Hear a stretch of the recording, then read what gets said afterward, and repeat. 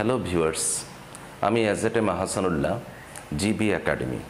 আজকে আমি তোমাদের সি ভাষার basic structure of C programming নিয়ে আলোচনা করব। এটি আমরা সি ভাষায় প্রোগ্রাম রচনার মাধ্যমে ধারাবাহিকভাবে বোঝানোর চেষ্টা করব। এটির মাধ্যমে তোমাদের সি ভাষায় কিভাবে প্রোগ্রাম রচনা করতে হয়, সি ভাষা সম্পর্কে সামগ্রিক একটা ধারণা আসবে। আশা করি আজকের এই অংশটি আলোচনার মাধ্যমে তোমরা উপকৃত হবে। তাহলে শুরু করা যাক basic structure of C programming. Basic structure of C programming, C প্রোগ্রামের সংগঠন। সি ভাষায় একটি প্রোগ্রাম রচনায় যেসব সেকশন ব্যবহৃত হয় তাকে basic structure of C programming বলে। সি ভাষায় প্রোগ্রাম সংগঠনের 6টি অংশ। এখানকার কিছু বিভাগ গুরুত্বপূর্ণ, আবার কিছু অংশ ঐচ্ছিক। প্রথমে আমরা দেখব কোন কোন অংশ সি প্রোগ্রামিং ভাষায় বেশি ব্যবহৃত হয়। Section used for documentation and global variable. Compulsory section for all executable of C program. প্রথম অংশে আছে number 1 documentation section, 2 link section, 3 definition section, 4 global declaration section. দ্বিতীয় ভাগে আছে main function section এবং সর্বশেষ 6 নম্বরে সাব প্রোগ্রাম সেকশন। আমরা ধারাবাহিকভাবে সি ভাষায় প্রোগ্রাম রচনার মাধ্যমে এই basic structure of C programming সম্পর্কে সামগ্রিক ধারণা অর্জন করব।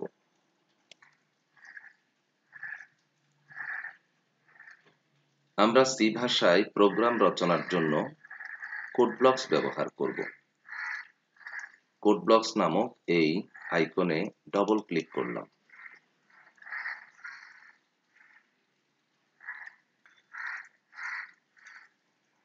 দেখা যাচ্ছে কোড ব্লকসটি আমাদের রান হলো। এখন আমরা ফাইলের অধীনে নিউ এর অধীনে এমটি ফাইলে গেলাম। ফলে একটি উইন্ডো আসবে। সেখানে কন্ট্রোল এবং মাউসের স্ক্রলের মাধ্যমে এই উইন্ডোটা আমি আমার সুবিধামতো বড় করে নিলাম। উইন্ডোটা বড় করে নিলাম। এবার কোডিং শুরু করলাম। প্রথমে লিখলাম #include stdio.h।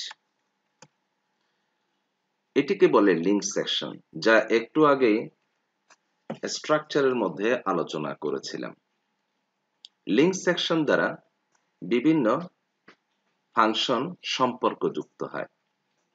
এই লিঙ্ক সেকশনের এটিকে আমরা হেড ফাইল বলে থাকি। প্রথম থেকেই বলি, এই অংশটিকে বলে প্রিডিফাইন। আর ইনক্লুড অংশটি দ্বারা কিছু যুক্ত হয়। এখানে যুক্ত হলো এই হেড অংশটি। এই হেড অংশটিকে stdio.h বা পূর্ণভাবে std standard io input output.h head file বলে থাকে। এই হেড ফাইলগুলো দ্বারা বিভিন্ন ফাংশন সম্পর্কযুক্ত হয়। ফাংশন হচ্ছে কোনো প্রোগ্রামের খণ্ডিত অংশ। এটি আমরা দুভাবে দেখতে পাই। কোনো একটি ওয়ার্ডের সাথে প্যারানথেসিস বা ফার্স্ট ব্র্যাকেট প্রদানের মাধ্যমেও পাই। আবার আরেকটি ফাংশন হলো কোনো একটি ফাংশনের অধীনস্থ কার্লি ব্র্যাকেটের মাধ্যমে পাওয়া। একটু পরে আমরা সেটা বুঝতে পারবো। তাহলে এই লিঙ্ক অংশটির কাজ হচ্ছে ইনপুট আউটপুট এর সাথে ইনপুট আউটপুট ফাংশনগুলোর সাথে সম্পর্কযুক্ত করা। এবার আমরা আরেকটা হেড ফাইল লিখলাম, include conio.h। এটিও একটি হেড ফাইল। এখানে এই হেড অংশে লিখিত conio.h, con এর পূর্ণরূপ হচ্ছে কনসোল, io এর পূর্ণরূপ ইনপুট আউটপুট.h হেড ফাইল। এটি দ্বারা সাধারণত আমরা clrscr ফাংশন এবং getCH ফাংশনকে সম্পর্কযুক্ত করি। এবার লিখলাম void main, এটিকে আমরা মেইন ফাংশন বলি। মেইন ফাংশন সি ভাষায় সবচেয়ে গুরুত্বপূর্ণ ফাংশন। আমরা এটিকে ফাংশন বলছি এই জন্য, এই একটি ওয়ার্ডের সাথে এই প্যারেনথেসিস যুক্ত হলো। এবার আমরা নিচে গিয়ে কার্লি ব্র্যাকেট দিয়ে শুরু করলাম। এই কার্লি ব্র্যাকেটের মধ্যেও যা থাকবে সেটাকে আমরা সাধারণ কথায় বলি ব্লক, এবং কার্লি ব্র্যাকেট সহ পুরো অংশটাকে আমরা ফাংশন বলে থাকি। আবার এই মেইন, এই যে প্যারেনথেসিস দ্বারা এই লেখাটা লিখিত হলো, এটাও ফাংশন। এই ফাংশনের অধীনে এটাও একটা ফাংশন। যেহেতু এটা বড় পরিসর, তাই আমরা এটাকে ফাংশন ব্লক বলে থাকি। এবার আমরা এখানে কোডিং কার্যক্রম সম্পাদন করব। যেমন লিখলাম প্রিন্টএফ। মনে করি আমরা একটি সেন্টেন্স প্রদর্শনের জন্য সি ভাষায় প্রোগ্রাম রচনা করছি। সেন্টেন্সটি হলো it is my first program. এটি প্রদর্শনের জন্য সি ভাষায় প্রোগ্রাম রচনা করব। এই পুরো অংশটি স্টেটমেন্ট। স্টেটমেন্ট শেষ হয় সেমিকোলন দিয়ে। এবার আমি এটি সম্পর্কে একটু ধারণা দিই। প্রিন্টএফ এই ওয়ার্ডের সাথে যেহেতু এই প্যারেনথেসিসটা যুক্ত হলো, তাই এটিকে আমরা বলি ফাংশন, এবং এটি একটি আউটপুট ফাংশন। এই ফাংশনটির ভিতর আমি এই যে লেখাগুলো ডবল ইনভার্টেড কমার মধ্যে লিখলাম, এই লেখাটাকে এখন বলা হবে স্ট্রিং। আচ্ছা, তাহলে এই ফাংশনটি যেহেতু আউটপুট ফাংশন, এটি পরিচালিত হবে stdio.h দ্বারা। এই লিংকের মাধ্যমে এটি সম্পর্কযুক্ত হলো এবং পরিচালিত হবে। এবার আমি লিখলাম getCH। এটি দ্বারা, এটি একটি ফাংশন। এই ফাংশনটি দ্বারা প্রোগ্রাম রান এবং ফিরে আসা পর্যন্ত অপেক্ষা করবে। আমরা এখন এটিকে সেভ করব। File, save file. আমি নাম দিলাম first ফার্স্ট। সেভ বাটনে ক্লিক করে দিলাম। আমার প্রোগ্রামের মধ্যে বিভিন্ন লেখাগুলো তার প্রকৃতি অনুসারে বিভিন্ন রঙের হয়ে গেল। এবার এটাকে বিল্ড এবং রান করব। বিল্ড রান করতে হলে এখানে এই বিল্ড বাটনে ক্লিক করে তারপরে রান, অথবা দুটো একসাথে করতে হলে বিল্ড এন্ড রান, অথবা বিল্ডের অধীনে এই বিল্ড তারপরে রান। এভাবে করে আমরা প্রোগ্রামটি রান করতে পারি। তাহলে সহজভাবে আমি এটিতেই ক্লিক করলাম, বিল্ড এন্ড রান। এখন প্রোগ্রাম কম্পাইলিং হয়ে আমার ফলাফলটি দেখালো, it is my first program. বেরিয়ে আসলাম। এটি তাহলে এই প্রোগ্রামটিতে আমরা কি পেলাম? দুটো হেড ফাইল পেলাম, যেগুলোকে আমরা বলি, যেটা আমরা স্ট্রাকচার হিসেবে লিঙ্ক সেকশন বলে থাকি। একটা মেইন ফাংশন অংশ পেলাম, এটা আমরা স্ট্রাকচারে বলেছি। তার অধীনে এই লেখাগুলো পেলাম। মেইন সেকশনের অধীনে দুটি অংশ থাকে, একটি হচ্ছে ডিক্লারেশন সেকশন, আরেকটা হচ্ছে এক্সিকিউশন সেকশন। যা এক্সিকিউট হয় তাকে আমরা বলি এক্সিকিউশন সেকশন। এখানে এই দুটো লেখার মধ্যে কোনো ডিক্লারেশন সেকশন নাই, এক্সিকিউশন সেকশন আছে। অর্থাৎ যেটা এক্সিকিউট হবে, যেটা আমাকে দেখাবে, ফলাফল আকারে আসবে। এখানে প্রিন্টএফ এই লেখাটি, এই ফাংশনের এই লেখাটি ফলাফল আকারে প্রদর্শিত হলো, অর্থাৎ এই লাইনটি এক্সিকিউশন লাইন। এখানে আমরা একটু পরে আমি তোমাদের ডিক্লারেশন অংশটিও দেখাবো। আর getCH এটি দ্বারা প্রোগ্রাম রান ও ফিরে আসে এবং সেটি পরিচালিত হয় econio.h দ্বারা, অর্থাৎ এটির সাথে এটি লিংক হলো। এবার আমরা দেখব দুটি সংখ্যার যোগফল নির্ণয়ের প্রোগ্রাম। তাহলে আমি এখানে এন্টার দিলাম, কার্লি ব্র্যাকেটের শুরুতে লিখলাম variable declaration. Declaration of variable. ভেরিয়েবলের জন্য আমি এটি কোন ধরনের ভেরিয়েবল সেটা আগে নির্ধারণ করব। আমি দিলাম ইন্টিজার, আইএনটি। আইএনটির পূর্ণরূপ হচ্ছে ইন্টিজার। এটি একটি কিওয়ার্ড। এবার আমি দুটি সংখ্যার যোগফল নির্ণয়ের জন্য প্রথম সংখ্যার একটি নাম দিলাম এ, দ্বিতীয় সংখ্যাটির নাম দিলাম বি। ফলাফলের জন্য নাম দিলাম SUM, সাম। সেমিকোলন দিয়ে স্টেটমেন্টটি শেষ করলাম। আমরা সকল কাজ মেমোরি পরিসরে করে থাকি। মেমোরি পরিসরে দুটি সংখ্যা পাঠাতে হলে একটি নির্দিষ্ট নামের মাধ্যমে পাঠাতে হয়। আমি এখানে নাম হিসাবে ব্যবহার করলাম প্রথম সংখ্যাটির জন্য এ, দ্বিতীয় সংখ্যাটির জন্য বি, আর ফলাফলের জন্য নাম দিলাম সাম। অর্থাৎ এগুলোর বিপরীতে আমি মেমোরি পরিসরে বিভিন্ন ধরনের সংখ্যা পাঠাতে পারব। এবার এই অংশটিকে আমরা বলি ভেরিয়েবল ডিক্লারেশন, অর্থাৎ ভেরিয়েবল ঘোষণা। এবার আমি মেমোরি পরিসরে আমার কাজের সুবিধার জন্য লেখা প্রদর্শনের একটি ফাংশন ব্যবহার করলাম। লিখলাম প্রিন্টএফ।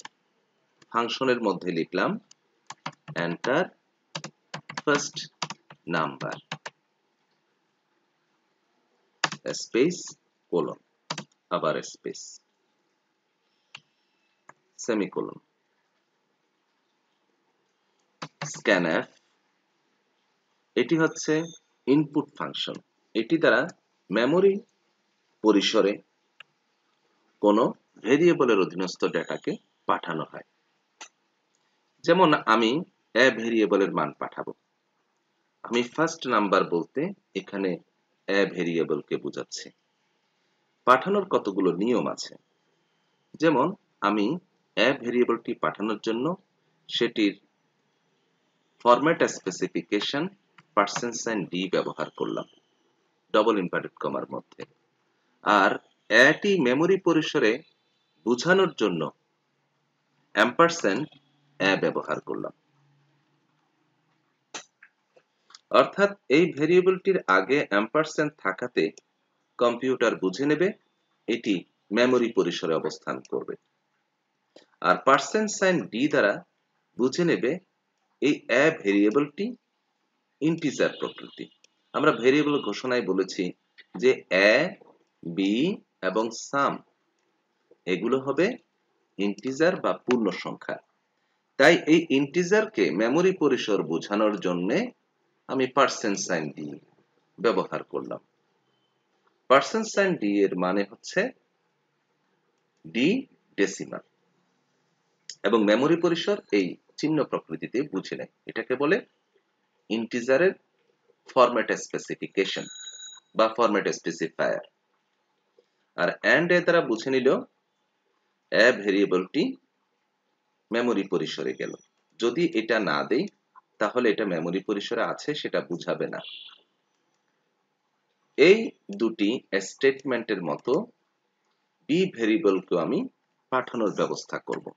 সেজন্য আমরা হুবহু তাই লিখছি। প্রিন্টএফ লিখলাম এন্টার সেকেন্ড নাম্বার, বরাবরের মতোই লিখলাম। এখানেও তাই লিখে দিলাম scanf $d and b, semicolon শেষ করলাম। এই হচ্ছে। তাহলে এখানে আমরা দেখতে পাচ্ছি মনিটর স্ক্রিনে একটা লেখা তথা এন্টার ফার্স্ট নাম্বার দেখানোর জন্য আমি এই আউটপুট ফাংশনটা ব্যবহার করেছি। মেমোরি পরিসরে পাঠানোর জন্য scanf ইনপুট ফাংশনটা ব্যবহার করেছি। একই প্রক্রিয়ায় বি ভেরিয়েবলটির জন্য আমরা এই ধরনের কার্যক্রম সম্পাদন করলাম। অর্থাৎ আমি যদি কোনো সংখ্যা আমার রান টাইমে যদি আমি কোনো সংখ্যা প্রদান করি, প্রথমটি এ হিসেবে গ্রহণ করবে, দ্বিতীয়টি বি হিসেবে গ্রহণ করবে। এবার আসি সেটি ফলাফলের জন্য এক্সপ্রেশন প্রদান। এটিকে আমরা বলি প্রসেস, অর্থাৎ কোন প্রক্রিয়ায় ফলাফলটি আসবে। আমি ফলাফলের নাম দিলাম সাম, সেজন্য আমি এখানেও লিখলাম সাম। সাম ইকুয়াল এ প্লাস বি, অর্থাৎ আমি এ এবং বি ভেরিয়েবলকে যোগ করব। যোগ করার পর এবার আমি প্রিন্টএফ সেকশনে লিখে দেব, এটি হচ্ছে আমাদের ফলাফল। লিখলাম সামেশন ইজ, এই লেখাটি প্রদর্শিত হবে। যেহেতু সাম এই ভেরিয়েবলটি ইন্টিজার টাইপের, সাম ইন্টিজার টাইপের, তাই এখানেও আমি পার্সেন্ট সাইন ডি ব্যবহার করলাম, কমা অ্যাসিয়াম সাম লিখলাম। আমি সামের আগে কোনো অ্যাম্পারস্যান্ড চিহ্ন ব্যবহার করিনি, কারণ এটি আউটপুট, এটি ইনপুট নয়। এভাবে পূর্ণ প্রক্রিয়াটা সম্পন্ন করলাম। তাহলে এখানে ডিক্লারেশন অংশটি হচ্ছে পুরো এই অংশগুলো, আর ভেরিয়েবল ডিক্লারেশন অংশটি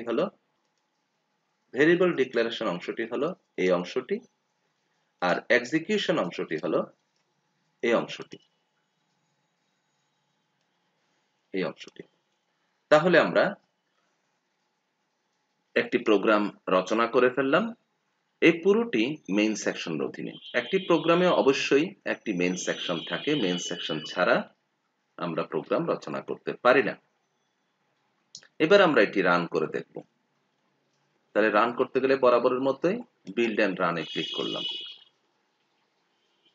কম্পাইলিং হওয়ার পর একটি লেখা আসলো, এন্টার ফার্স্ট নাম্বার, যা আমরা এখানে এই প্রদান করেছি, তাই এখানে প্রদর্শন করলো।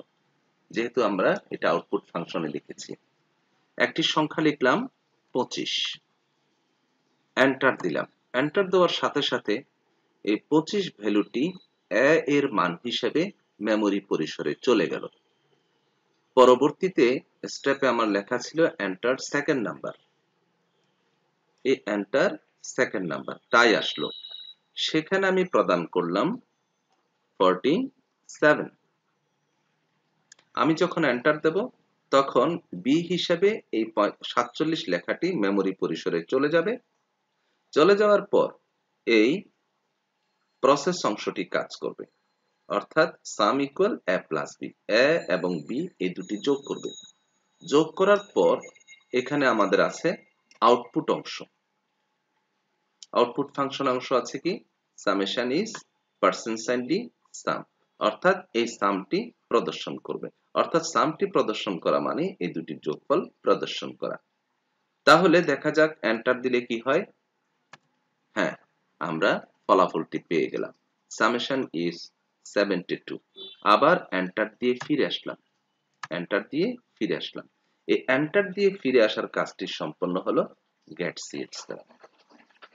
এখানে একটা বিষয় লক্ষণীয় যে আমাদের এই লিংক অংশটি অবশ্যই ব্যবহার করতে হবে, কিন্তু এই লিংক অংশটি ব্যবহার না করলেও প্রোগ্রাম কাজ করবে।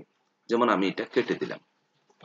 আর মেইনকে আমরা 3 ভাগে কাজ করতে পারি, একটা ভয়েড মেইন লিখে, আরেকটা শুধু মেইন লিখে, আরেকটা আইএনটি মেইন লিখে। আইএনটি মেইন বলতে যদি আমি এখানে ইন্টিজার টাইপ, আমাদের সব ডাটাগুলো ইন্টিজার টাইপ হয়, তখন আমরা এখানে আইএনটি ব্যবহার করি। আচ্ছা, তাহলে আমি এখন মেইনটাও কেটে দিই, মেইন অংশটা রাখলাম, বাকি অংশটা কেটে দিলাম। এবং যেহেতু আমরা কনিও ডটিস কাটলাম, এটা আমার রাখার প্রয়োজন নেই। তাহলে এখানে আমরা এটুকু বুঝতে পারলাম। এখন দেখব এতটুকুতে প্রোগ্রামটি রান হয় কিনা। হ্যাঁ, রান হলো। এবার আমি লিখলাম 34, আরেকটি সংখ্যা লিখলাম 42, ফলে আমার ফলাফল আসলো 76। আমি এন্টার দিয়ে ফিরে আসলাম। তাহলে এভাবে করে রান হচ্ছে। আবার আরেকটি প্রক্রিয়া আমি বললাম, এখানে দিলাম আইএনটি, অর্থাৎ যেহেতু এখানে আমার সব কার্যক্রম ইন্টিজার, আমি সেজন্য আইএনটি দিলাম। আইএনটি দিলে এখানে রিটার্ন 0 এটা দেওয়া প্রয়োজন। এটা না দিলেও কাজ করে, তবে এটা দেওয়াটা নিয়ম। আমরা এবার অর্থাৎ সেটা এখানে 0 হিসেবে মেইনের মধ্যে চলে যাবে, এটাই বোঝায়। বিল্ড এন্ড রানে ক্লিক করলাম। দেখা যাচ্ছে আমাদের রান হলো। এবার আরেকটি সংখ্যা লিখলাম, বি এর জন্য একটি সংখ্যা লিখলাম। হ্যাঁ, প্রসেস রিটার্ন 0, ব্যাস হয়ে গেল। তাহলে আমরা একটি প্রোগ্রাম রচনা করা শিখলাম। তাহলে এখানে আমরা কয়েকটা জিনিস জানলাম। একটি হচ্ছে লিঙ্ক সেকশন, এর পরটি জানলাম মেইন সেকশন। মেইন সেকশনের এই পুরো কার্লি ব্র্যাকেটের অধীনস্থ পুরোটা একটা ফাংশন, এটাকে আমরা সাধারণ কথায় বলি ফাংশন ব্লক। এই ফাংশন ব্লক অংশে এই পুরোটা হচ্ছে ডিক্লারেশন সেকশন, এটা হচ্ছে এক্সিকিউশন সেকশন, অর্থাৎ যা ফলাফল আকারে দেখাবে। আর এটা হচ্ছে ডিক্লারেশন অফ ভেরিয়েবল, অর্থাৎ আমরা এখানে কি কি ভেরিয়েবল ব্যবহার করতে চাই।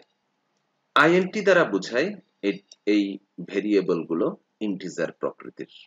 তাহলে এখানে আরেকটা বিষয় আলোচনা হলো ডেটা টাইপ।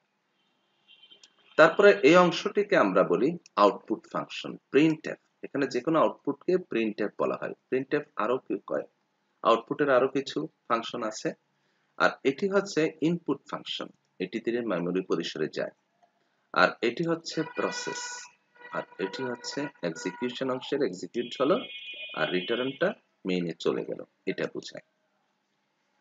তাহলে আমরা আজকে এখন আমরা এইটুকু বুঝতে পারলাম।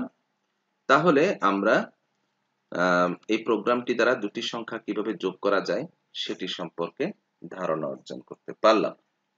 এখন আমরা দেখব এই প্রোগ্রামটি সম্পর্কে আমি কিছু তথ্য লিখতে চাই, কিভাবে লেখা যায়। আমরা যে কোনো জায়গায় এই তথ্য সম্পর্কে যে কোনো মতামত প্রদান করতে পারি। যেমন আমি উপরে একটি মতামত প্রদান করতে চাই। মতামত এক লাইন আকারে প্রদান করা যায়, আবার বহু লাইনেও প্রদান করা যায়। কমেন্ট, এই কমেন্টও একটি স্ট্রাকচারের অংশ, এটাকে বলে ডকুমেন্টেশন সেকশন। যেমন আমি লিখলাম it is a program for addition. এটা অন্য কোনো ইউজার ভালো করে বোঝার জন্য এটা লিখলাম। আবার মনে করি এই জায়গায়ও লিখলাম, বা এই পাশেও লিখলাম।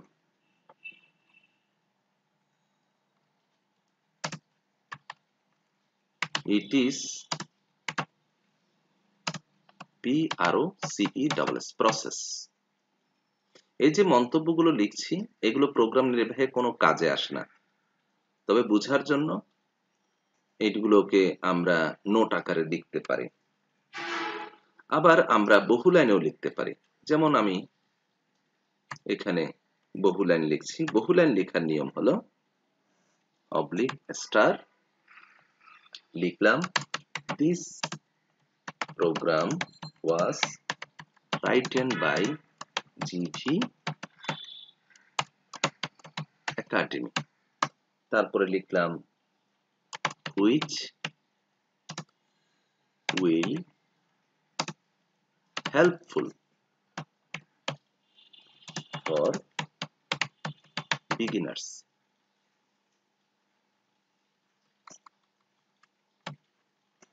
আচ্ছা, সর্বশেষে আবার স্টার দিয়ে এরকম স্ল্যাশ দিতে হয়। অর্থাৎ আমরা বুঝতে পারলাম মন্তব্য প্রদানের দুটো পদ্ধতি আছে।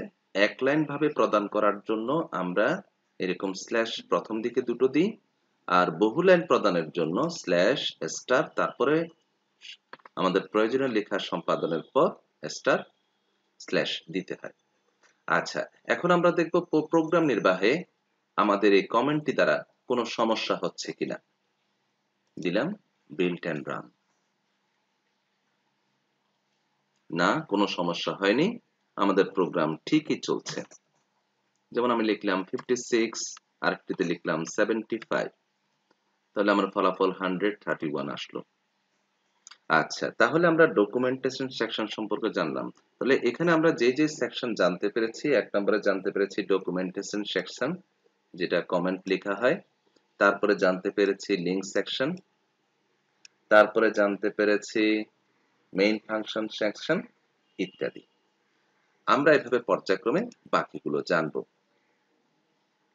এখন আমরা দেখব কিভাবে গ্লোবাল ডিক্লারেশন সেকশনে কাজ করা যায়।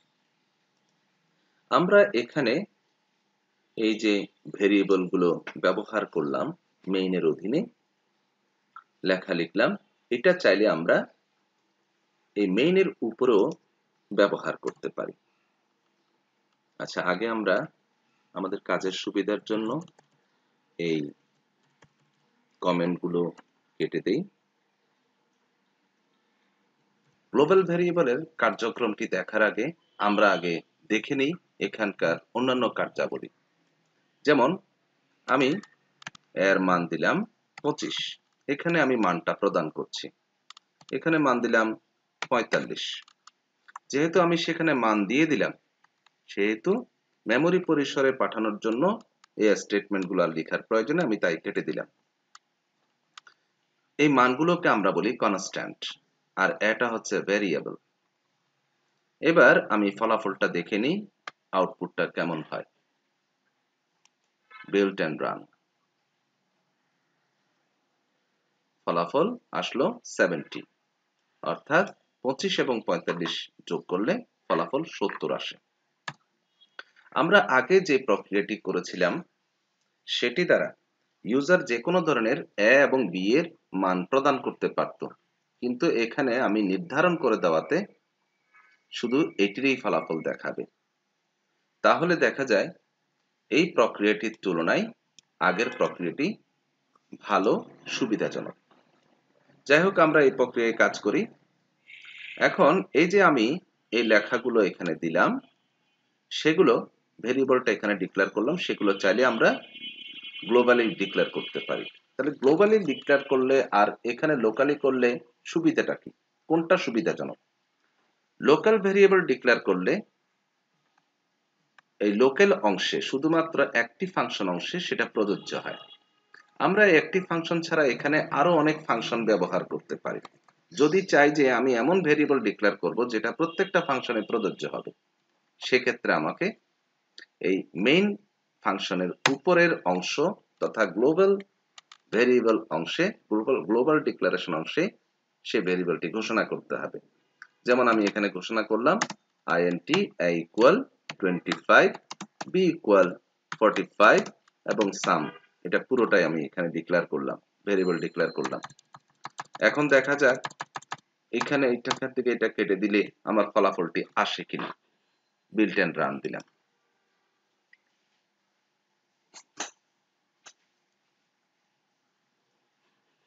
ফলাফল প্রদর্শিত হলো।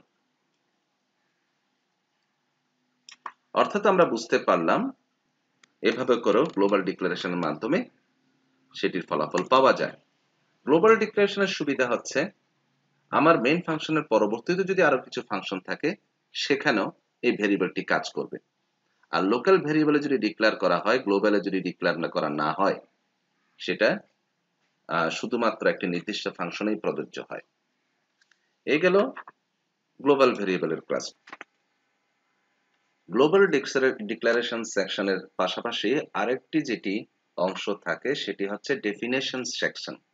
ডেফিনেশন সেকশন দিয়েও আমরা গ্লোবাল ভেরিয়েবলের মতো কিছু কাজ করতে পারি।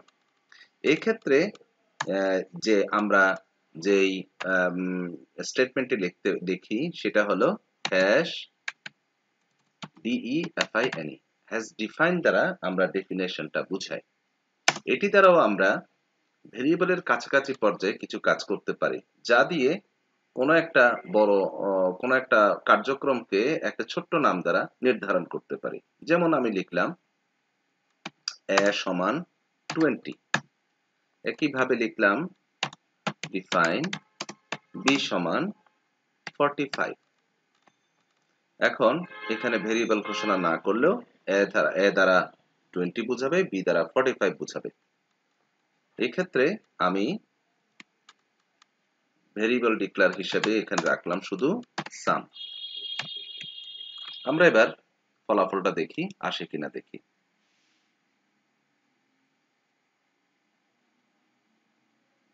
আসলো, অর্থাৎ ডিফাইন এটি গ্লোবাল ভেরিয়েবল নয়, এটি কোনো একটা নাম দ্বারা নির্ধারণ করা বোঝায়। একইভাবে ডিফাইন দ্বারা আমরা আরো কাজ করতে পারি।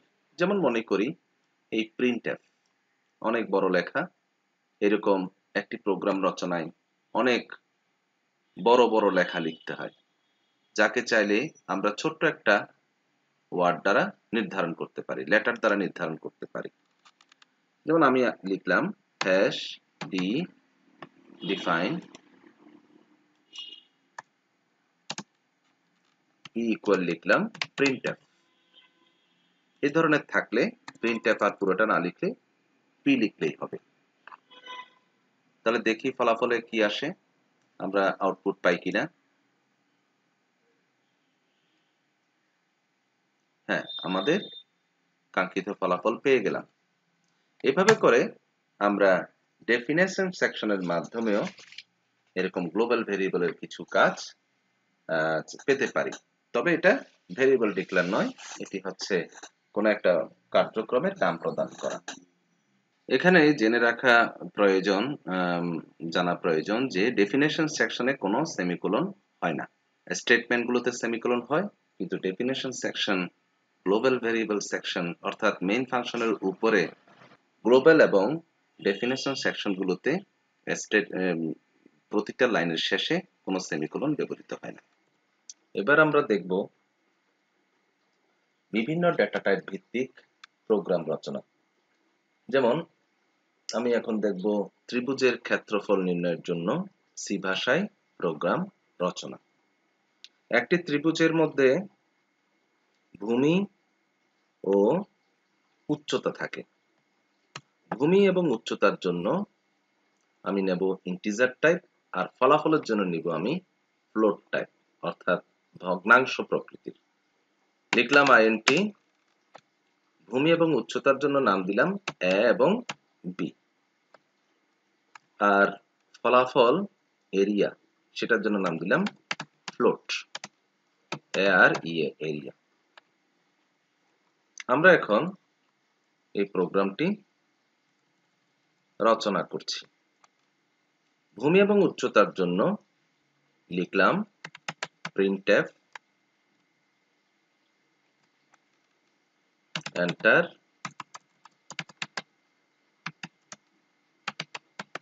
height of the triangle,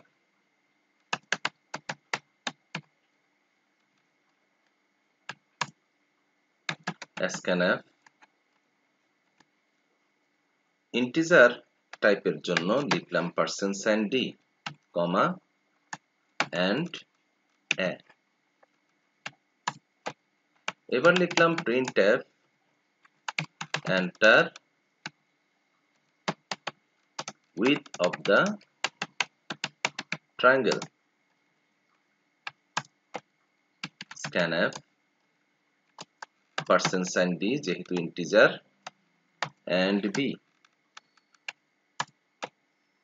তারপর ত্রিভুজের ক্ষেত্রফল নির্ণয়ের প্রসেসটি দিলাম area equal to a into b divided by 2। এরপর লিখলাম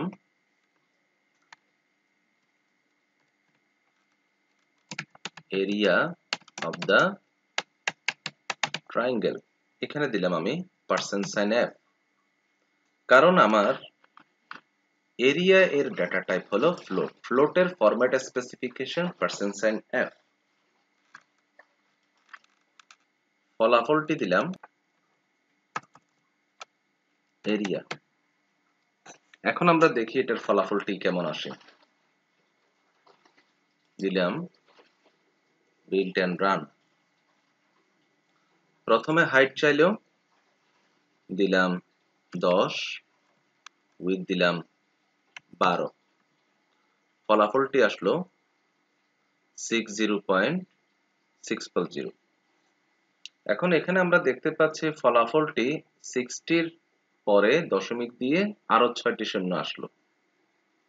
ফ্লোট টাইপ ডেটাতে এই ধরনের দশমিকের পরে ডিজিট চলে আসে।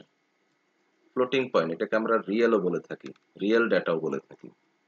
এভাবে করে আমরা বিভিন্ন ডেটা টাইপেও কাজ করতে পারি। আবার বিভিন্ন ডেটা টাইপে আমরা ভেরিয়েবলও ডিক্লেয়ার করতে পারি। আচ্ছা, এই গেল আমাদের প্রোগ্রাম রচনা। এখন আমরা আরেকটি কার্যক্রম দেখব, হাইট এবং উইডথ। এই দুটো নির্ধারণের জন্য এখানে আমি 4 লাইন লেখা লিখেছি।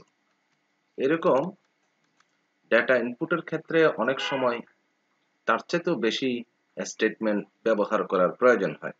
এটিকে কিভাবে আমরা ছোট আকারে করতে পারি? আমরা ছোট আকারে করতে চাইলে এখানে কিছু কাজ করব। যেমন এখানে লিখলাম enter height and width width of the triangle, এভাবে লিখলাম। আর scanf এ এই দুটো একসাথে করার জন্য এর ফরম্যাট স্পেসিফিকেশন int b এরও int মানে ইন্টিজার, সেজন্য দুটো আমি পার্সেন্ট সাইন দিয়ে দিলাম, আর এম্পারস্যান্ড a এবং এম্পারস্যান্ড b দিয়ে দিলাম কমা দিয়ে। ব্যাস হয়ে গেল, আমার 4টি লাইনের কাজ 2 লাইনেই হয়ে গেল। এইভাবে করে 10 লাইনের কাজও থাকলে আমরা 2 লাইনের ভিতর করে নিতে পারি। এবার এটার ফলাফল কেমন আসে একটু দেখি।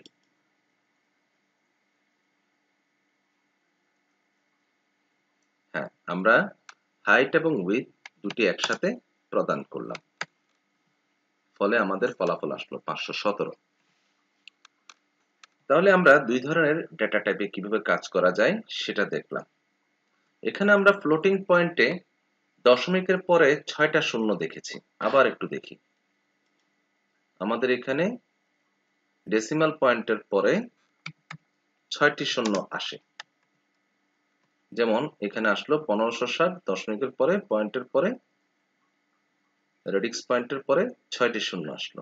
আমি চাচ্ছি যে সেই শূন্যের পরিমাণটা কমিয়ে দিতে, 2টি বা 4টি। মনে করি রেডিক্স পয়েন্টের পরে 2টি শূন্য থাকবে, সেজন্য আমরা %f এর মাঝে 0.2 লিখে দেব, ফলে 2টি ডিজিট দেখাবে। এখন আমরা রান করে দেখছি, যেমন 2টি সংখ্যা লিখলাম, একটি 32 আরটি 12, ফলাফল 192, দশমিকের পরে 2টি শূন্য আসলো। একইভাবে এখানে যদি আমরা 4 লিখি তাহলে 4টি ডিজিট আসবে। যাই হোক, এটা আমরা বুঝতে পারলাম এবং কিভাবে ছোট করে লেখা যায় সেটাও বুঝতে পারলাম। এই যে বিভিন্ন ধরনের ডেটা টাইপ করা, এটিকে আমরা একসাথে একটি নাম দ্বারা নির্ধারণ করতে পারি, যাকে আমরা বলি ইউজার ডিফাইন্ড ডেটা টাইপ। এখন আমরা তাহলে দেখব user defined data type. User defined data type হচ্ছে একাধিক ধরনের ডেটা টাইপকে একটি ডেটা টাইপে সন্নিবেশিত করা, যেটির নাম একটি হবে। যেমন আমি এখানে ডিক্লেয়ার করছি, এটা তোমাদের জন্য গুরুত্বপূর্ণ। বৃহৎ প্রোগ্রামিং পরিসরে এটি ব্যবহৃত হয়। আমি তোমাদের বোঝানোর চেষ্টা করছি। এক্ষেত্রে আমাদের সিনট্যাক্সটি হলো স্ট্রাক্ট। মনে করি আমি একটি ডেটা টাইপ নির্ধারণ করব, সেটার নাম দিলাম ইএমপি। ইএমপি মানে এমপ্লয়ি। সেটার জন্য কার্লি ব্র্যাকেটের মধ্যে লিখলাম আইএনটি ইন্টিজার। এমপ্লয়ীদের মনে করি আইডি নাম, এটা দিলাম ইন্টিজার টাইপ। ক্যারেক্টার টাইপে দিলাম তাদের নাম, নামটা আমি 30 ক্যারেক্টারের করতে চাই, সেরকম দিলাম ক্যারেক্টার টাইপ।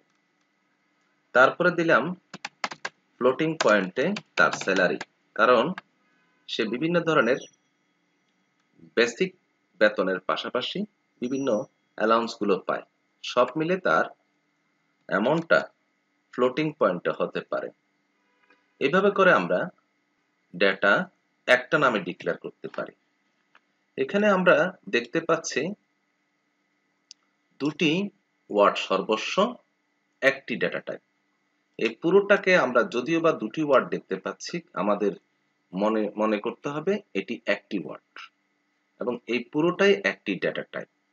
যে ডেটা টাইপের অধীনে এই তিন ধরনের ডেটা টাইপ আছে, এই ধরনের ডেটা টাইপকে বলে ইউজার ডিফাইন, অর্থাৎ ব্যবহারকারী সে তার ইচ্ছে মতো একাধিক ধরনের ডেটা টাইপকে একটি ডেটা টাইপ দ্বারা নামকরণ করবে এবং এই নামকরণকৃত ডেটা টাইপ দ্বারা বিভিন্ন ফাংশনগুলোতে সে কাজ করতে পারবে। কারণ আমরা দেখতে পাচ্ছি এই ডেটা টাইপটা নির্ধারণ করা হয়েছে গ্লোবাল ভেরিয়েবল অংশে। অবশ্য এই ডেটা টাইপ লোকাল ভেরিয়েবল অংশেও ডিক্লেয়ার করা যায়। ইউজার ডিফাইন্ড ডেটা সাবপ্রোগ্রাম সেকশনের অংশ হিসেবে বিবেচনা করা হয়। তাহলে এখানে সেটা কিভাবে লিখিত হয়? আমরা যেমন এখানে ডেটা টাইপটা প্রথমে দিয়েছি, তারপর ভেরিয়েবল দিয়েছি, একইভাবে এখানেও ডেটা টাইপটা আগে দিতে হবে। যেমন এখানকার ডেটা টাইপ হচ্ছে struct emp, আমি লিখলাম struct struct emp, এটি হলো ডেটা টাইপ। এটির জন্য নাম প্রদান করলাম ই সমান ভ্যালু আকারে কার্লি ব্র্যাকেটের মধ্যে লিখলাম আমার এই যে তিনটি ডেটা আছে, এই তিন ধরনের ডেটা টাইপের পূরণকৃত ডেটাগুলো আমি লিখব। যেমন প্রথমটি লিখলাম 101 আইডি নং, নেমের মধ্যে লিখলাম কামাল, তারপর স্যালারির মধ্যে লিখলাম 5000.25। এইভাবে আমি এটি পূরণ করলাম। এবার আমি ফলাফলটি পাওয়ার জন্য প্রথম প্রিন্টএফে লিখলাম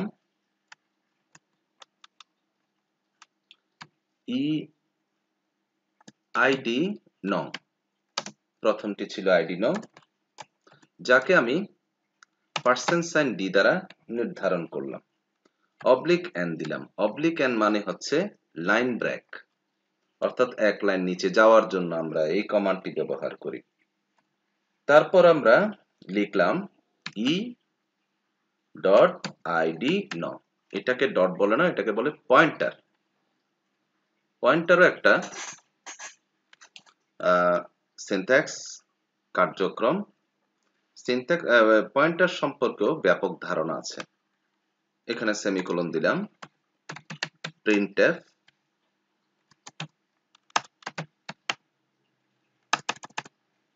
এর পরেরটি হচ্ছে নেম, সেটা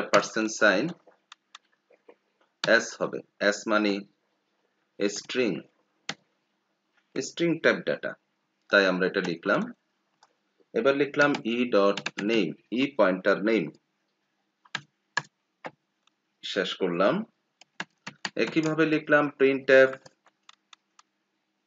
প্যারেনথেসিসের মধ্যে ইনভার্ট কমার মধ্যে লিখলাম স্যালারি, কোলন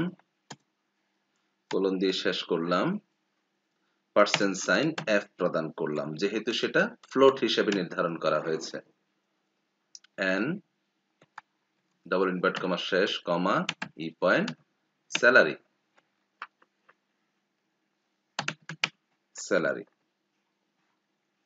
শেষ করলাম, রিটার্ন শেষ। এবার আমরা ফলাফল প্রক্রিয়াটি দেখব।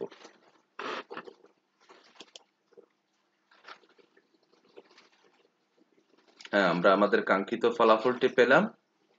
আমরা ছোট্ট একটা কাজ করে দেখালাম।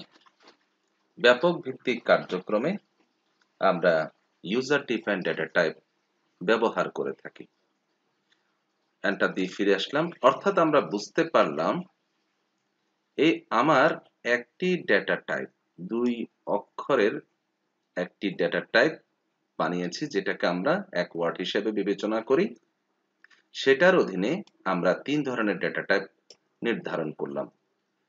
3-এর চাইতেও বেশি ডেটা টাইপ আমরা এখানে নির্ধারণ করতে পারি, আমি 3টি করে দেখালাম। এভাবে করে তোমরা আরো উচ্চ পর্যায়ে তার চাইতেও জটিল কার্যক্রমগুলো সম্পাদন করবে।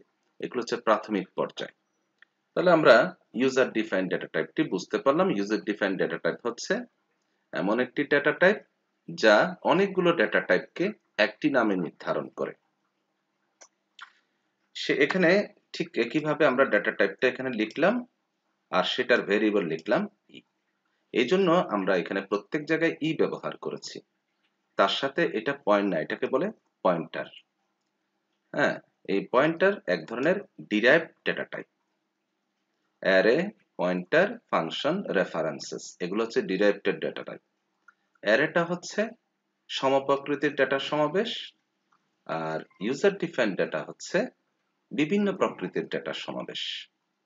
আচ্ছা, তাহলে আমরা এটুকু বুঝতে পারলাম। এখন আমরা basic structure of C programming এর পুরো অংশটা এক নজরে দেখে নেব।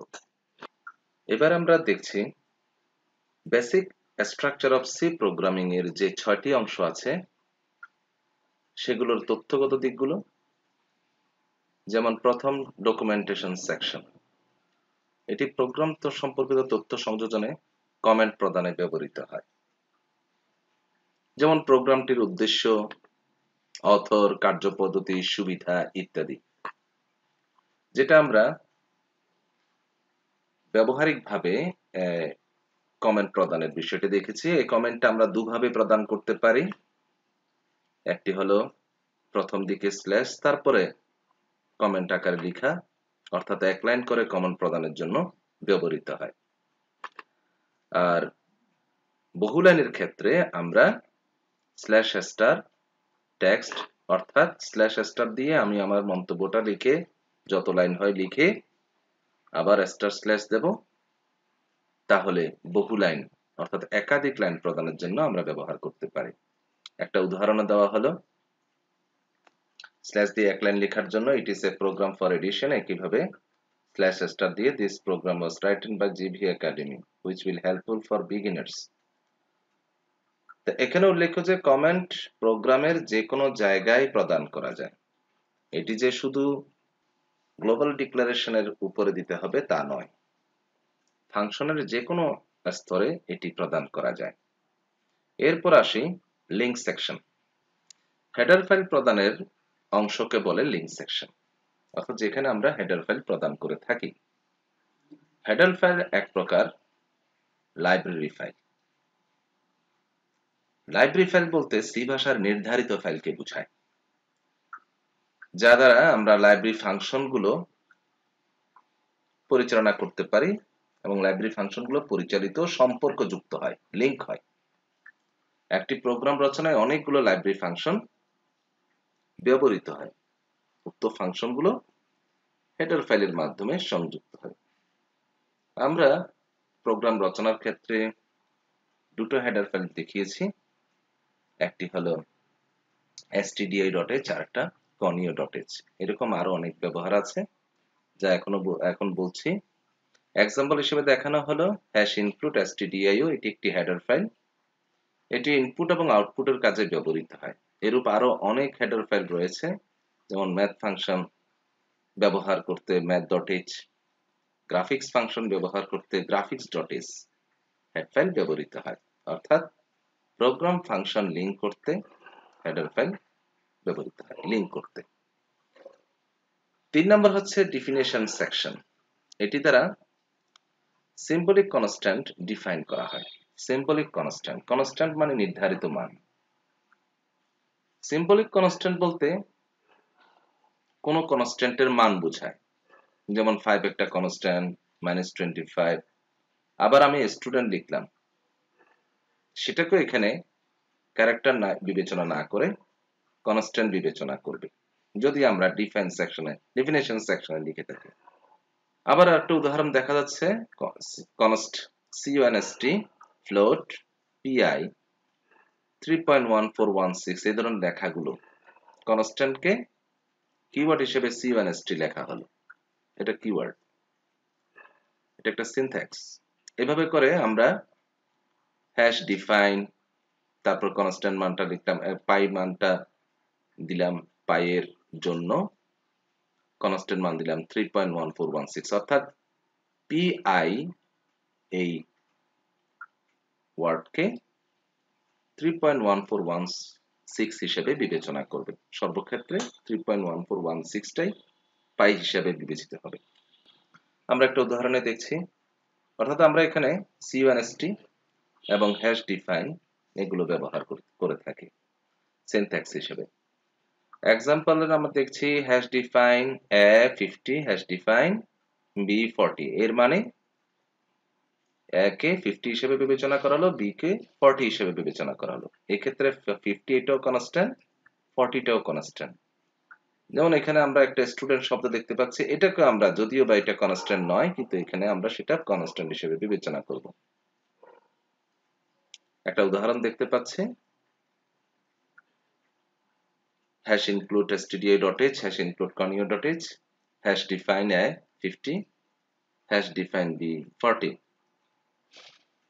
int integer main curly bracket শুরু integer s equal a plus b printf parenthesis এর মধ্যে double inverted comma মধ্যে summation h %sign d comma s return 0, অর্থাৎ সেটা মেইনে ফিরে যাওয়ার জন্য রিটার্ন শব্দটা ব্যবহার করেছে। সাধারণত মেইনের উপরে মেইনের আগে আইএনটি বা ইন্টিজার থাকলে রিটার্ন 0 লিখতে হয়, না লিখলেও ফলাফল প্রদর্শিত হয়, তবে এটা লেখাটার নিয়ম। অর্থাৎ প্রোগ্রামে যদি ডেফিনেশন সেকশনের এ ও ভেরিয়েবলকে ব্যবহার করা হয়, এ ও বি ভেরিয়েবলকে ব্যবহার করা হয়, তখন তা এর মান শুধু 50 এবং বি এর মান শুধু 40 গ্রহণ করবে। এটি সকল ফাংশন ব্লকে প্রবর্তিত হবে। অর্থাৎ ডেফিনেশন সেকশনে যা লিখিত হয়, এই ধরনের মেইন সেকশন যেমন একটি ফাংশন, এরকম এর পরে যতগুলো ফাংশন থাকবে সবগুলোতেই এ কে 50 এবং বি কে 40 হিসেবে বিবেচনা করে কাজ করা যাবে। এটা গ্লোবাল ভেরিয়েবল হিসেবেও বিবেচিত হয়। এবার আমি এটার একটা উদাহরণ দেখাচ্ছি। include stdio hash include conio hash define p কে আমি নির্ধারণ করলাম printf হিসেবে। তাহলে printfটা একটা কনস্ট্যান্ট হিসেবে বিবেচিত হবে। ইন্টিজার মেইন, যেমন আমি এখানে লিখলাম p gb academy return 0 curly bracket শেষ। তাহলে এখানে পিটা সর্বত্র কাজ করবে প্রিন্টএফ হিসেবে। অর্থাৎ এরকম আমরা বড় লেখাগুলোকে ছোট একটা অক্ষরে নির্ধারণ করতে পারি।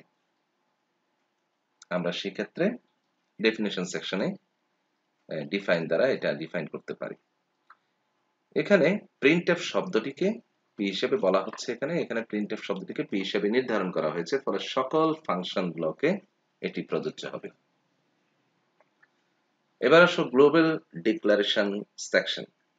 Global declaration section, declaration of variable outside to all the functions is called global variable। অর্থাৎ সকল ফাংশনের বাইরে ভেরিয়েবল ঘোষণা করাকে বলে গ্লোবাল ভেরিয়েবল। যা আমরা গ্লোবালি ব্যবহার করতে চাই তা এখানে লিখতে হয়। এই ভেরিয়েবল সকল ফাংশন ব্লকে প্রযোজ্য হয়। যেমন গ্লোবাল ভেরিয়েবল মেইন ফাংশনে এবং ইউজার ডিফাইন ফাংশন এই দুটো ক্ষেত্র প্রযোজ্য হবে। এবার উদাহরণ হিসেবে দেখি, hash include stdio.h hash include conio.h integer a equal 20 b equal 50 s। এই ধরনের ভেরিয়েবল ডিক্লারেশনগুলো আমরা সাধারণত বিভিন্ন ফাংশনের অধীনে ফাংশন ব্লকে লিখে থাকি। এখন সেটা সে ফাংশন ব্লকে না লিখে গ্লোবাল অংশে লিখলাম, ফলে এই পুরো জিনিসটা প্রত্যেকটা এই ধরনের মেইন ফাংশনের মতো আরো যদি ফাংশন থাকে সব ক্ষেত্রে প্রযোজ্য হবে। এই অংশটাকে বলে গ্লোবাল ডিক্লারেশন সেকশন। এখানে যা লেখা হয় ভেরিয়েবল হিসেবে তা একটি প্রোগ্রামের সকল ফাংশনের মধ্যে প্রযোজ্য হয়। এখানে মেইন ফাংশন ব্লকে এ ও বি, এখানে আমি যা বললাম তাই বলা হলো, এখানে মেইন ফাংশন ব্লকে এ বি ঘোষণা করা হয়নি, কিন্তু গ্লোবাল ভেরিয়েবল অংশে ঘোষণা করার ফলে ফলাফল হিসেবে s এর মান প্রদর্শিত হবে। যেমন এখানে লেখা হলো s equal to a plus b, অর্থাৎ আমরা এখানে ভেরিয়েবল ডিক্লারেশন না করে এখানে লিখলাম, যা আমরা প্র্যাকটিক্যালও দেখেছি। সি ভাষায় তার কার্য সম্পাদনে প্রথমে লোকাল ভেরিয়েবলে যায়। কার্য সম্পাদনের ক্ষেত্রে এটা ভেরিয়েবল আছে কিনা সে লোকাল ভেরিয়েবলে দেখে, সেখানে না পেলে গ্লোবাল ভেরিয়েবলে যায়। সেখানে যদি পায় তাহলে এক্সিকিউট করবে, সেখানেও যদি না পায় তাহলে এক্সিকিউশন না হয়ে এরর মেসেজ দেখাবে। এবার আসি মেইন ফাংশন সেকশন। সি ভাষার সবচেয়ে গুরুত্বপূর্ণ ফাংশন হলো মেইন ফাংশন। এটি ছাড়া প্রোগ্রাম রচিত হয় না। একটা প্রোগ্রাম, ছোট্ট একটা প্রোগ্রামও যদি করতে চাই, মেইন ফাংশন প্রয়োজন। এখানে আমরা এটার কাঠামো দেখতে পাচ্ছি। মেইনের অধীনে ডিক্লারেশন পার্ট, এক্সিকিউটেবল পার্ট, দুটো পার্ট থাকে। এক্সিকিউট অর্থাৎ যেটা আমার ফলাফল আসে, আর ডিক্লারেশন যার মাধ্যমে ফলাফলটি তৈরি করা হয়। সাধারণত ভেরিয়েবল ঘোষণা থেকে শুরু করে যা লেখা হয় সবই ডিক্লারেশন পার্ট। তার ফলে প্রসেসের মাধ্যমে আমরা যা পাই তা হচ্ছে এক্সিকিউটেবল পার্ট, যা প্রোগ্রামের ফলাফল আকারে দেখাবে। এক্সিকিউট তা এক্সিকিউটেবল পার্ট অংশে থাকবে। এক্সিকিউটের জন্য ব্যবহৃত ভেরিয়েবল শুরুতে ঘোষণা করতে হয়। উক্ত ঘোষণা অংশকে বলে ডিক্লারেশন পার্ট। আমরা একটু আগে বলেছি ঘোষণা অংশটা হচ্ছে ডিক্লারেশন পার্ট। এক্সিকিউটেবল পার্ট খুবই গুরুত্বপূর্ণ। একটা প্রোগ্রাম আমি যদি এক লাইনের একটা প্রোগ্রাম তৈরি করি, সেখানেও সেটাই হবে এক্সিকিউটেবল পার্ট, অর্থাৎ যা ফলাফল আসবে। এক্ষেত্রে ডিক্লারেশন অংশ প্রয়োজন নেই যদি শুধু একটি লাইন প্রদান করি। আর যদি আমার সেটি কোনো সমস্যার সমাধান সম্পর্কিত বিষয় হয়, তাহলে তো অবশ্যই ডিক্লারেশন পার্ট প্রয়োজন, যা দিয়ে এক্সিকিউটেবল পার্টটি তৈরি হয়। এবার আসি সেটার একটা এক্সাম্পল। এখানে কোনো ডিক্লারেশন পার্ট নেই, শুধু এক্সিকিউটেবল পার্ট আছে। প্রিন্টএফ জিবি একাডেমি সিটিজি এটাই প্রদর্শিত হবে। এরপরে আরেকটি উদাহরণে দেখতে পাচ্ছি integer a equal 20 b equal 50 s variable declare করা হলো, s equal to a plus b দেওয়া হলো। এটা পুরোটাই ডিক্লারেশন পার্ট। আর printf summation is %d s এটা হচ্ছে এক্সিকিউটেবল পার্ট, অর্থাৎ এই ডিক্লারেশন পার্টের উপর ভিত্তি করে এক্সিকিউটেবল পার্টে ফলাফলটি আসবে। এখানে ডিক্লারেশন পার্ট ও এক্সিকিউটেবল পার্ট ব্যবহৃত হয়েছে। Sub program section. Sub program section হচ্ছে 6টি সেকশনের সর্বশেষ। আমরা ইউজার ডিফাইন ফাংশন হিসেবে যা লিখি তাই সেকশনে লিখতে হয়। এটির কাঠামো স্ট্রাকচারটি হলো এই ধরনের, ফাংশন 1 2 এভাবে n পর্যন্ত। এটা আমরা গ্লোবাল এবং লোকাল সেকশনের যে কোনো জায়গায় ঘোষণা করতে পারি, তবে সাধারণত আমরা গ্লোবাল ভেরিয়েবল সেকশনে ঘোষণা করে থাকি। আর মেইন ফাংশন ব্লকের সাথে এটি সম্পর্কযুক্ত করা হয়, অর্থাৎ ইউজার ডিফাইন ফাংশন মেইন ফাংশনে ব্যবহার করতে এই সেকশনটি ব্যবহৃত হয়। আমরা একটা উদাহরণ দেখি। এটা আমরা একটু আগেও এই ধরনের একটা এক্সাম্পল করেছি, যেমন ইনক্লুড stdio, conio এগুলো লিখলাম। এই অংশটি গ্লোবাল ভেরিয়েবল অংশে ঘোষণা করা হয়েছে এবং এটি হলো sub program section. Struct empt, struct হলো সিনট্যাক্স, empt ট্যাগ নেম, এটাকে ট্যাগ নেম বলে। দুটো মিলে হচ্ছে ডেটা টাইপ। এই ডেটা টাইপের একটি ডেটা টাইপ দ্বারা এখানে 3 ধরনের ডেটা নির্ধারণ করা হলো। যেমন আমি একটা এমপ্লয়ীদের স্যালারি শিট করব, যেখানে এমপ্লয়ির নাম্বার থাকবে, নেম থাকবে, স্যালারি থাকবে এবং এগুলো এমপ্লয়ি হিসেবে। যেটা আমার লেখার প্রক্রিয়াটা এভাবে করে মেইনের উপরে লিখতে হয়। এটা পুরোটা এই 3টা ডেটা টাইপ মিলে একটা ডেটা টাইপ হলো। এখানে আমি কিভাবে এটা ডিক্লেয়ার করলাম দেখি। ইন্টিজার মেইন, কার্লি ব্র্যাকেটের মধ্যে লিখলাম ইন্টিজারে, এটা আগে থেকে ছিল না, এটা আমার ভুল হলো, এটা নয়, এখানে এই লাইনটি হবে না। abstract empe, এখানে আমি যা দেখালাম সেটা হচ্ছে এই ভেরিয়েবলটি মেমরি পরিসরে কতটুকু জায়গা নেয় সেটার একটা প্রোগ্রাম দেখানো, আর abstract emp পুরো ডেটা টাইপটি।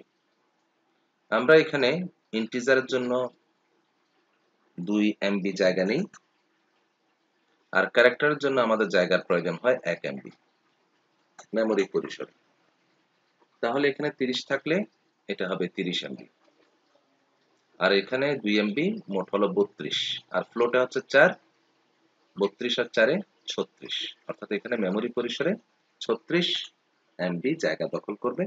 সেটা বানানোর একটা প্রোগ্রাম আমরা প্র্যাকটিক্যালে আরেকটি দেখিয়েছিলাম। তাহলে আমরা আজকে জানলাম basic structure of C programming. তোমাদের যদি সি ভাষার আলোচনাটি ভালো লাগে, আমার এই চ্যানেলে সাবস্ক্রাইব করে দিবে, আর তোমাদের বন্ধুদের মধ্যে যাদের এটা বোঝার অসুবিধা আছে তাদের জন্য এটা শেয়ার করে দিবে। ধন্যবাদ সবাইকে।